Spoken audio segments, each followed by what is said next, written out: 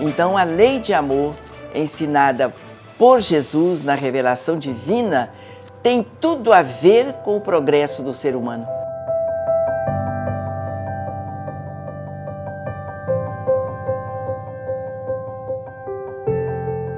O programa de hoje vai exibir uma entrevista especial com Dona Isabel Salomão de Campos.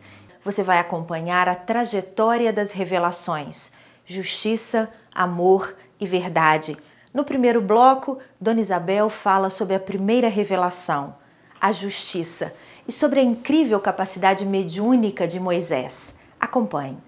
Qual a importância de Moisés? Muito grande. Ele enfrentou as maiores dificuldades para ensinar e divulgar a justiça. E naquela época tinha que ser daquela forma. O povo só entendia com a voz de comando, com o poder da palavra. E ele ensinou a justiça até um certo ponto. Como ser humano, todos nós falhamos, né? Mas ele foi de grande importância para a humanidade. E a revelação que ele nos trouxe, que até hoje deveria administrar os nossos sentimentos, são os 10 mandamentos que ele nos trouxe, a grande revelação de Moisés, né? A mediunidade dele, o poder mediúnico dele, nos trouxe essa grande, importante e necessária revelação. É pena que a humanidade está esquecida. Mas foi um grandioso trabalho de Moisés, ele nos facilitou muito nessa primeira caminhada, né? Ele é a primeira revelação. O amor personificado na figura do Cristo, Jesus e a segunda revelação. Dona Isabel, a senhora diz que Jesus foi a maior verdade de Deus que se fez entre nós. Explique isso. Você pode observar que os ensinos de Moisés tomaram rumos errôneos quando foi divulgada e fortalecida a lei do dente por dente, olho por olho, a lei de Talião. Né? Quando Jesus chegou trazendo a mensagem de amor e de perdão, é como se tivesse havido um rasgo no céu e a mensagem de amor desceu até nós. Então, Jesus é a segunda revelação, é o amor. Moisés a justiça, Jesus o amor. Então, foi depois de Jesus que nós aprendemos a amar o nosso próximo. Antes a gente não entendia isso. Amar o próximo como a si mesmo. Só Jesus que pôde deixar na nossa alma essa mensagem libertadora, o amor ao próximo. Nós devemos muito a Jesus, o Cristo de Deus.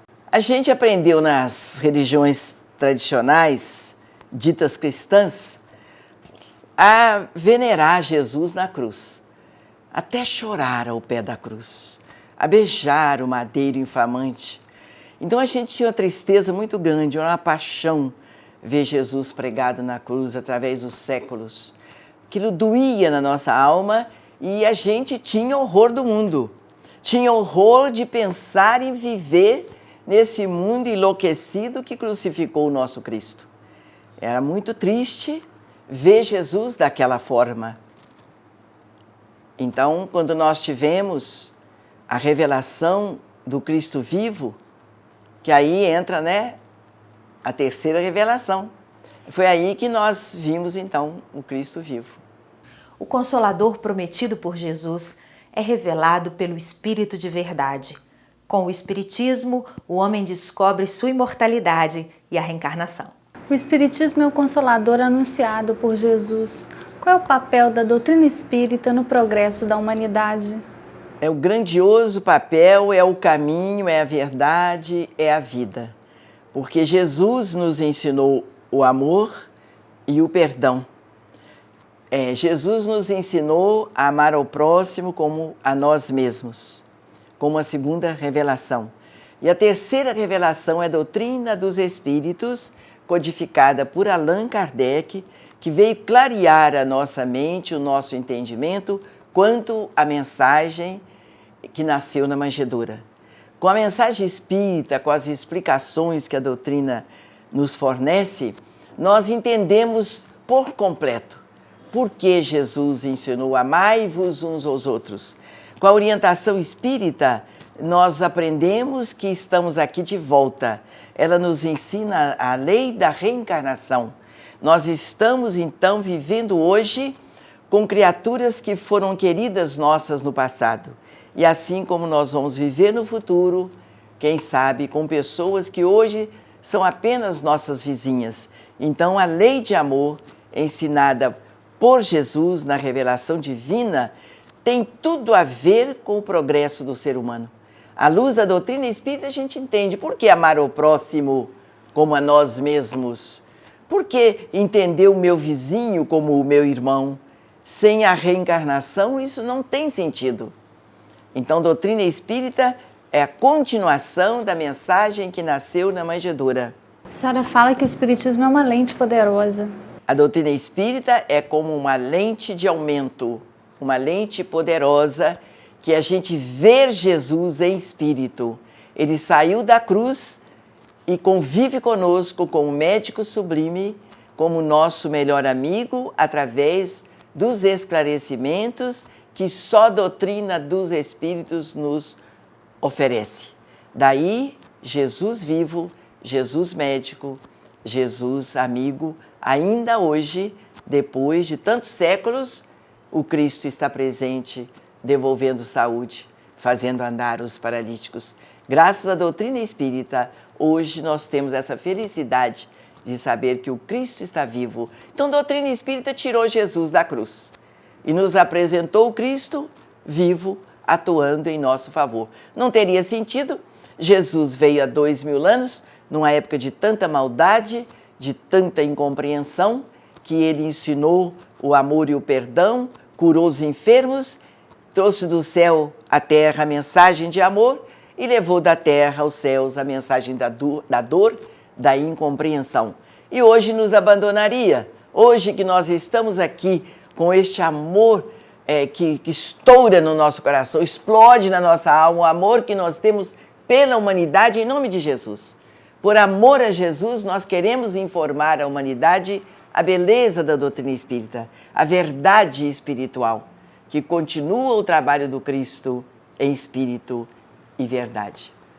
Eu tenho essa gratidão a Allan Kardec porque quando eu ignorava e desconhecia a doutrina espírita, eu era a religião dos meus pais, não era espírita, não conhecia espiritismo, naquela época era até proibido falar em doutrina espírita, era conhecida como macumba, feitiçaria, e essas coisas horríveis que distanciavam as pessoas das verdades de Deus, que a doutrina espírita nos traz como uma terceira revelação.